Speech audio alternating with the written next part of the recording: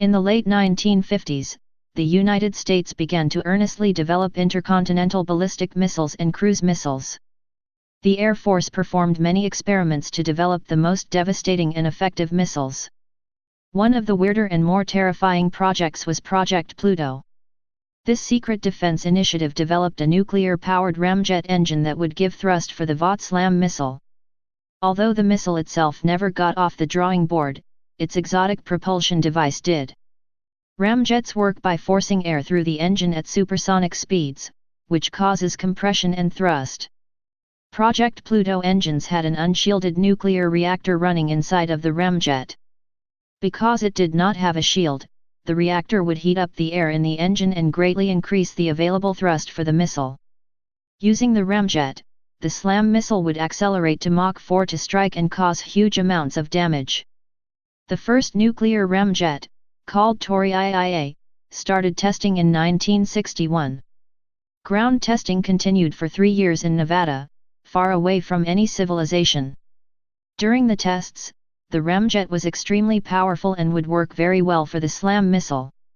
However, as testing went on, the Air Force realized that the missile was too dangerous even for them. There would be no safe places to test a nuclear-powered cruise missile, and the reactor could never be turned off. If it survived the strike, there would be a running and unshielded nuclear reactor hanging out in the strike zone. Fortunately, the Air Force considered the risks too great and cancelled the project. However, it has been thought, and rumored that a number of countries did in fact pick back up the idea. Now I look up every time I hear a jet, and worry. I do wonder why they called it Project Pluto, such an interesting name. Stay paranoid, my friends. The continuing ambition of communism for conquest has made necessary for the nations of the free world a policy of constant military readiness. For retaliation in the event of full-scale enemy attack, this country has developed the intercontinental ballistic missile. The speed and low radar profile of the ICBM make necessary a radar defense of very long range. Carrying an even greater payload, the manned bomber offers a highly dependable and flexible weapon. But to offer the Strategic Air Command increased operational flexibility, the United States Air Force visualized the need for a third weapon system type designed specifically for high-speed, low-level missions with high-yield payload to be available in 1965 or soon thereafter. General Dynamics Convair Division began, under an Air Force Air Research and Development Command contract, a development study for such a weapon, which was dubbed the Big Stick. The missile, as proposed by Convair, is cylindrical in shape, 13 feet high, 5 feet in diameter, and 52 feet long. Operational weight, approximately 50,000 pounds. This weapon system is an unmanned, nuclear-powered ramjet missile, capable of sustained Mach 3 speeds at very low altitudes and over great distances. Only nuclear propulsion is capable of this high-energy expenditure. The missile will be launched into flight by a rocket booster. Top speed under nuclear propulsion is over Mach 3.5 at altitude and range, anywhere on Earth. Targets are reached by inertial guidance, programmed to penetrate below the radar defense floor to heavily defended or to hardened, undefended targets. Accuracy, 1 to 2 nautical miles with all inertial guidance. Delivered payload, a 6,400-pound warhead for one-way bombardment missions. Aside from the high-temperature steel airframe, it has 3 main elements: reactor and associated systems, guidance and flight control, and armament. The reactor power plant is 55 inches in diameter. Airflow is provided from the ram air inlet in the nose of the vehicle. The air duct is routed around armament and control sections of the missile to the reactor section. The reactor, being developed by the Marquardt Aviation Company, is maintained at 2,300 degrees Fahrenheit wall temperature. Controls are actuated on commands from the inertial guidance system, which is located in a shielded compartment. Armament arrangement gives this weapon its greatest flexibility. In this version, a 6,400-pound device available from present stockpiling is used. An alternate arrangement of the basic missile substitutes 8 350-pound bombs for the single unit, ejecting the bombs over separate targets, and features a highly accurate map-matching system with CEPs down to 1/4 nautical mile. Flight path is programmed in the inertial system, which operates the movable control canards on the forward cowl. These canards produce all yaw and pitch roll movements. Aft fins provide stability. The design ensures high versatility from either fixed or mobile basing. If operated from hard bases in conjunction with other Strategic Air Command activities, the highest level of maintenance and readiness can be easily attained with very short reaction time. At these hard bases, the missile areas would include system and propulsion check bunkers and the associated launch site. Mobile operation, virtually immune to enemy attack, would utilize a vehicle trained with tractor, missile carrier, booster translauncher, and support vehicles. In either fixed or mobile operation, the missile is boosted to flight velocity by a single-stage rocket unit of the Minuteman class, that is, with a burning time of 58 seconds and a total thrust of 178,000 pounds. The reactor does not become critical until immediately before launch, limiting radiation hazard for personnel and equipment.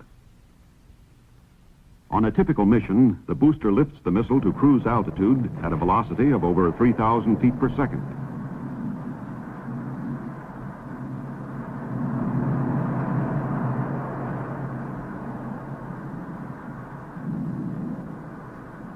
The booster drops off after burnout. Reactor propulsion maintains a maximum rate of climb of 30,000 feet per minute to its cruise altitude over friendly areas. The inlet spike is retracted for cruise. At the point of penetration into hostile areas, the missile reacts to terrain clearance radar altimeter and inertial guidance programming, dropping to the penetration altitude of 1,000 feet for the low-level dash. Sustained dashes of more than 1,000 miles are possible at altitudes down to 500 feet. As the weapon approaches an area defense line, it is below the long-range radar floor, reducing warning time. Moving at Mach 3, it is extremely difficult to defend against without greatly increasing overall radar defense. Working in team with the ICBM, which neutralizes outer area defense, the missile moves on and is expended with the bomb on or over the prime target. The multiple bombing and navigation arrangements make possible a flexible attack plan, which, when coordinated with other weapons, provides a devastating blow to the enemy's ability to make war. This version penetrates the defense area and moves on a programmed attack course, correcting its own navigation errors. Over each selected target, the missile ballistically ejects one or more nuclear bombs. 8 target complexes could be struck in a single missile flight.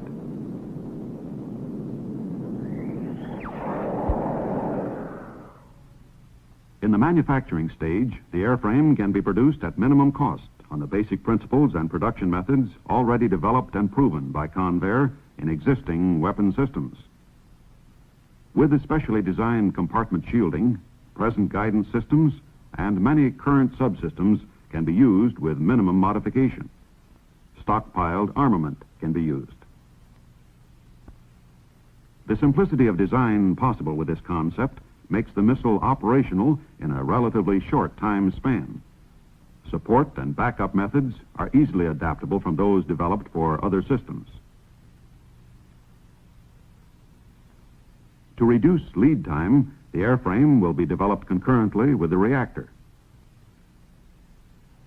A chemical ramjet will test and perfect the missile and all systems before the reactor unit is ready for production, assuring early operational delivery. With immediate go-ahead, first nuclear-powered flight will be in mid-1964, with operational units available 18 months later. The Big Stick provides the Strategic Air Command with three powerful new deterrent elements in a single weapon: high payload, operational flexibility, and penetration power. Taking advantage of the development and operating economy possible with nuclear power and existing technology, the Big Stick can be a powerful and timely addition to America's prime weapon arsenal.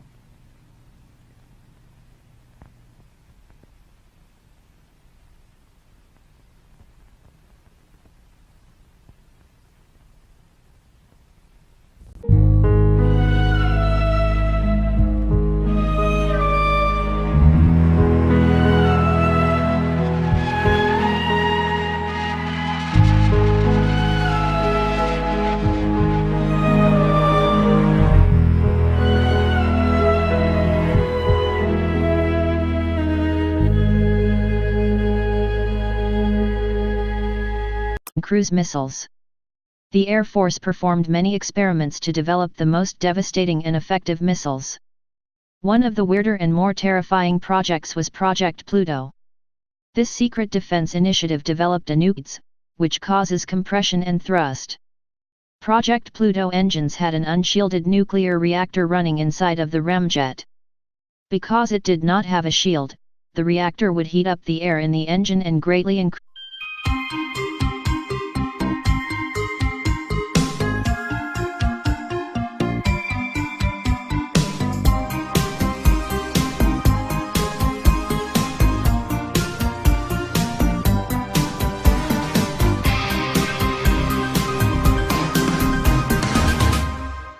In the late 1950s, the United States began to earnestly develop intercontinental ballistic missiles and nuclear-powered Ramjet engine that would give thrust for the Votslam missile. Although the missile itself never got off the drawing board, its exotic propulsion device did. Ramjets work by forcing air through the engine at supersonic speed.